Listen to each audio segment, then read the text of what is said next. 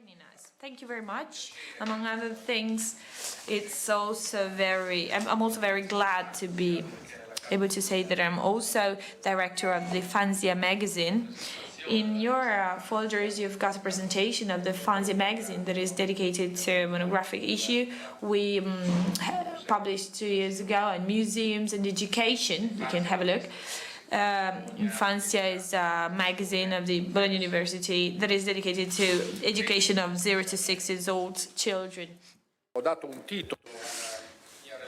I've given a title to my presentation. The title is Museum as a Toy Library. It might sound provocative, defining a museum as a toy library, as we translate it into English, because a toy library is a place dedicated to toys, where toys and playful material are passed on from hand to hand and they are consumed by use. The toy library is a place of animation, movement, high-density playful communication. It's as a cultural institution, it's a very young institution. It is just 50 years old, and it's based on two motivations: the right to play for all of the boys and girls, and the value of play and its materials as an expression of the educational function of play, of its culture, and the memory that this culture brings with itself. So, Toy Story is not a museum of toys or of play, as you may find around the world. There's lots of them around the world, because in a toy library, people go to get to know toys directly. So it's more similar to a library. This is why I would define this place as a toy library, because toys are available to the audience, where children or people can take them from shelves and use them, have a look, and then pass them on. It's no coincidence that toy library and libraries coexist in the same building, a sort of house of culture for boys and girls, assuming that books and toys shape the culture of childhood continuously. Based on tradition, museums have always been against playing, against childhood. Up until the beginning of the 60s, this exclusion was also valid for many libraries, where entrance was forbidden to children up to a certain age.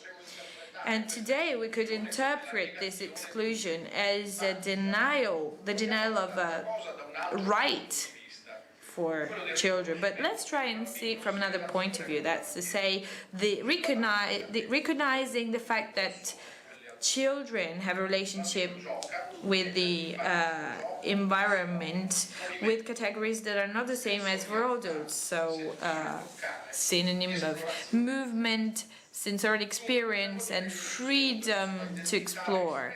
So museums respect children because they recognize that they wouldn't be at ease in a museum. It's better for them to play freely at tight, because children do not need museums, or at least up until a certain age, they don't need any museums. There will come a time when they will have a growing cultural interest, and they will see museums as an interesting place that can stimulate an individual's curiosity. So it's just a matter of waiting and creating specific conditions in the meantime. That's exactly the point, setting conditions. And you can do it in terms of education, because you have to foster cultural promotion and topics with experiences that can stimulate curiosity and cognitive proneness, so the will to get to know, to explore.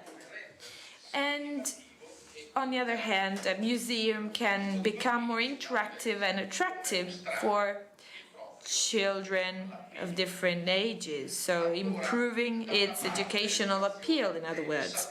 On the other hand, education must be able to wait. And here we can go back to what Rousseau said in terms of pedagogy. So in Emile, he stresses several times that the most important rule in education is not to gain time, but to lose time.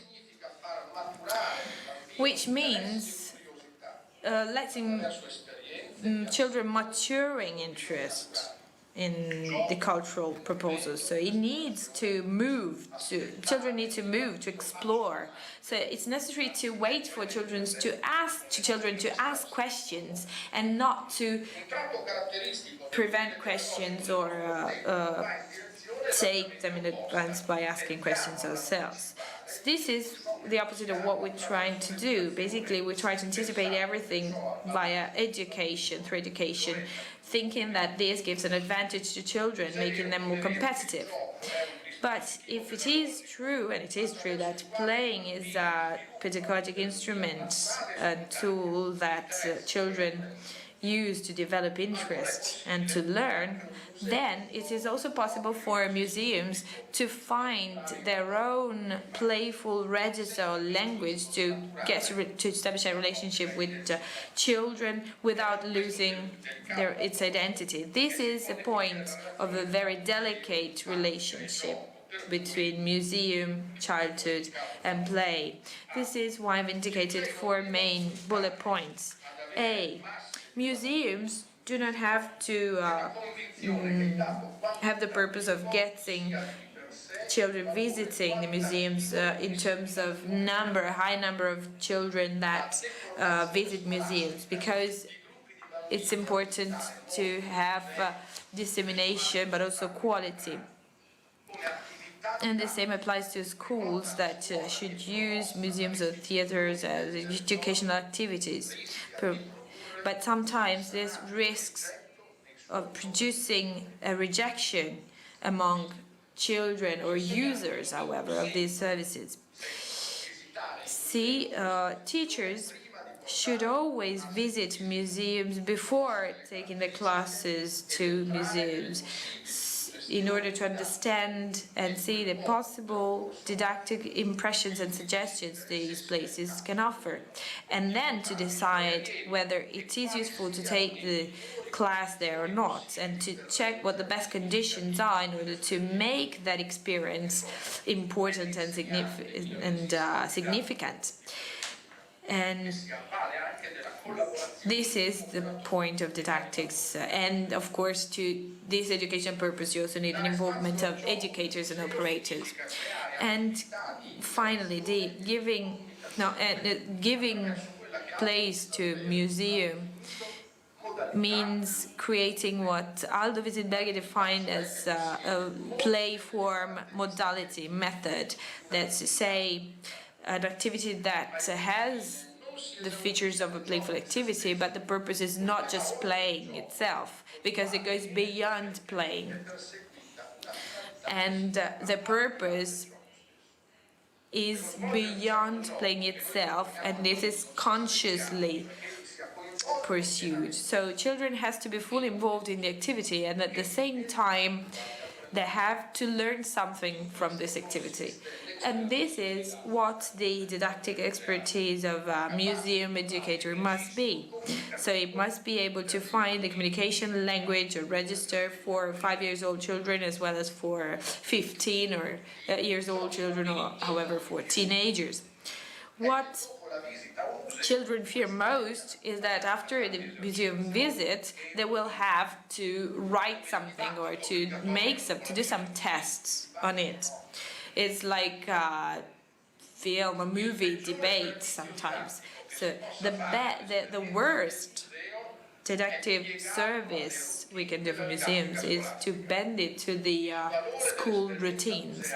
The value of the museum experience, if available, can only be measured in the experience itself and before the experience, preparing the experience, creating interest and fostering curiosity, and then it's necessary to allow the experience to settle. The suggestions and impressions must remain in the life and experience of those who experience it, and in the things and the thoughts of the one who participated. When we leave a museum after a visit, we can say that museum is enough for itself, then didactics would only spoil the experience. So it's a place where you have arts and sciences for for a childlike play and the proneness to creativity. This appreciates the activity of playing, and it stands for a vision of the world that breaks the consolidated categories and representations of man and reality, mankind and reality.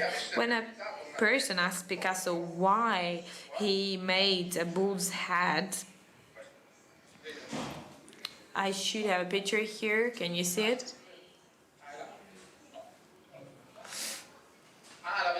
Okay. You can see the picture over there. There's a sort of play with displays and screens. So when a person asks Picasso why he made a bull's head with a bicycle saddle and handlebar, and if it was possible to define this as a sculpture, apparently he replied that the purpose was for somebody, when seeing that bull's head, thought about disassembling it and taking the saddle and handlebar to make a bicycle.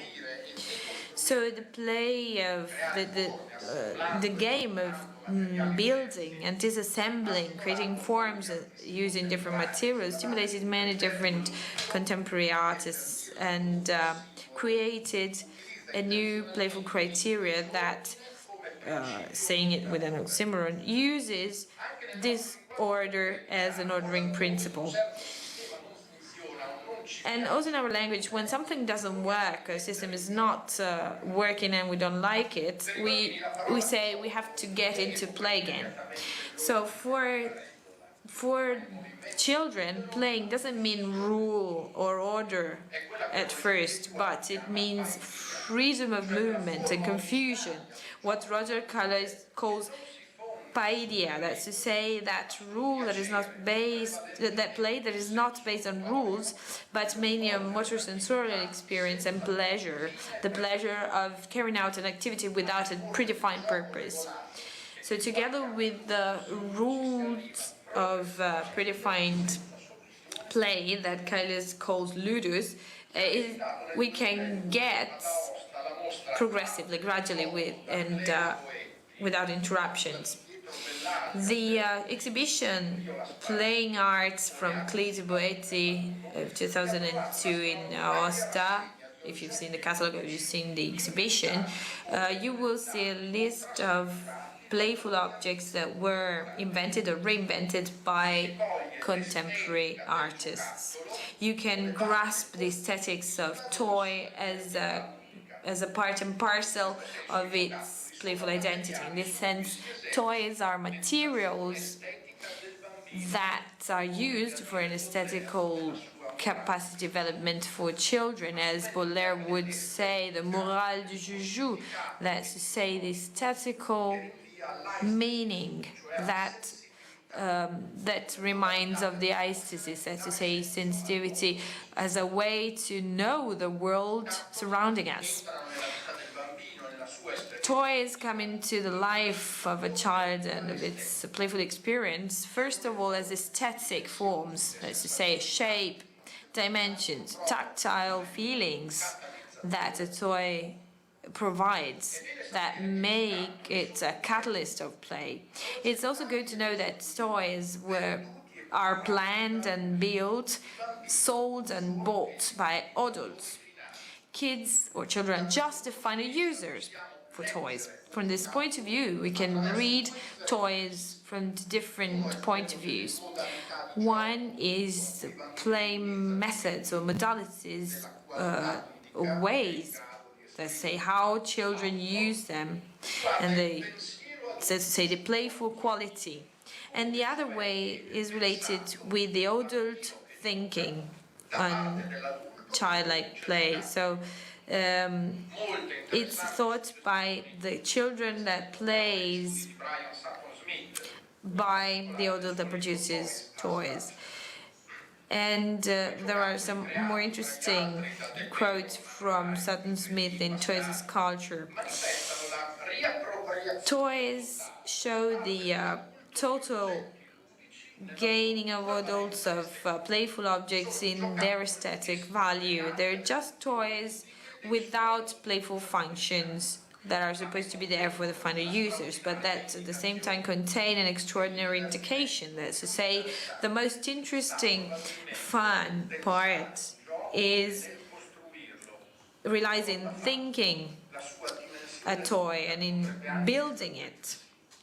After building or completing it, maybe the playful dimension could no longer be there, or however be limited to aesthetical impression. Who knows, Froebel and its pedagogics and theories that led him to develop the Spielgaben know that these are objects, geometric objects that are used to build other forms, and you will understand by looking at these items that they actually suggest something. The Froebel Spielgaben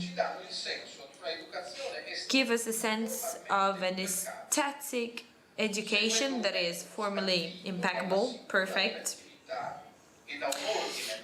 and that is characterized by a specific direction and order, and children are able to play using different materials with different forms and textures, and the use and manipulation of these materials reveal a concrete and abstract playful rationality at the same time. These are just a few examples. Norman Brusterman, in an interesting study, puts forward the idea that visual and plastic models produced in kindergartens were the first elements of the abstractionism that was introduced towards the end of the 19th century and the beginning of the 20th century, and that shapes different artistic forms. He was an architect and sculptor from the US, and he analyzed the Spielgaben, and he carried out an evidence-based research on it, an iconographic research, and he says that in the education of the main painters, architects and designers of modern times, kindergarten had a very important role because it shaped in a positive way the aesthetical models of their production. His research study shows through direct and indirect documents that children who met the Froebel method during their childhood, even though they didn't attend kindergartens, became the most important artists of the 20th century. Kandinsky, Klee, Mondrian, and also the artists of the Bauhaus show the features of this didactic method that starts with the elaboration and processing of Spielgaben and puts the children in conditions of building, disassembling a reality that was made abstract through conceptualization processes. This first kindergarten generation, as Brusterman defines it in his book, has therefore learned the logic of Froebel's compositional strategy during the childhood, that's to say, background based on which everyone started creating their own creative solutions. The Froebel Spielgaben and the techniques that go with them go outside of the scope of romantic pedagogics that try to put together elementary forms of nature and the natural childlike spirituality and become the forecaster sign of a cultural gap that would have been introduced 30 years later in arts. It's no coincidence that Walter Gropius, 1924, had the task to design the Friedrich Froebel House, conceived as an ensemble of architectural elements where school environments and laboratories were connected together. This Froebel house was never built, but in a sense, it anticipated the criteria that were lying behind the Bauhaus that was made in Dessau 1 year later. Going back to museums, their play form methods or ways can be translated into two solutions. The first way is the caption or narration method, which is typical of a museum. It comes from the Greek word didaskalos, where that it means caption and teaching. The language of caption, when it's not verbose and boring, gives us information of what we're seeing, actually. So based on this, we can move on to narration. And play is also the form of didactic narration that is translated into paths and interesting research activities. The second direction is the laboratory one. Museums dedicate space for laboratory activities where children can make their own works that are inspired by the topic of an exhibition or the expressive techniques of a given artist, and therefore they can come up with their own works. Coming into museum, children should apply the principle that was explained by Quintilian. Non multa sed multum, that's to say, it's not useful to possess, to learn, or to look at too many things at the same time. But it's better to have an in-depth look and discover that there are lots of things in the world, but just gradually, one by one. A museum that works gives good suggestions to its visitors. Suggestion comes from the Latin word suggestio, that means suggestion, of course. And therefore, this is what a good toy can do. It suggests play solutions, but does not impose anything. And the suggestions we can receive from an environment like museums should be just a few suggestions, selective suggestions. They should leave something pending in a way so that we're invited to come again. So a few but intense suggestions are suggestions that can teach us something because they leave a mark in our experience. Many museums and cultural institutions understood this very well and created media events just around one work. This happened, for instance, in Bologna with the girl with a pearl earring exhibition. Anybody that standing in a queue to wait to see that magical work was, of course, prepared to get a suggestion, to be impressed by that work. Even though we've crossed the gaze of that enigmatic girl in many different formats and layouts in novels, movies and everything, but still the work was an experience. And therefore I found more interesting what a delicatessen shop in Bologna made with that portrait. Let me see if I can find the picture. It was actually the best picture in my presentation. It's a shame if I can't show it to you. They actually printed some placemats for their customers with the image of the girl with a pearl tortellino. Let me see if I can show you. Here she is.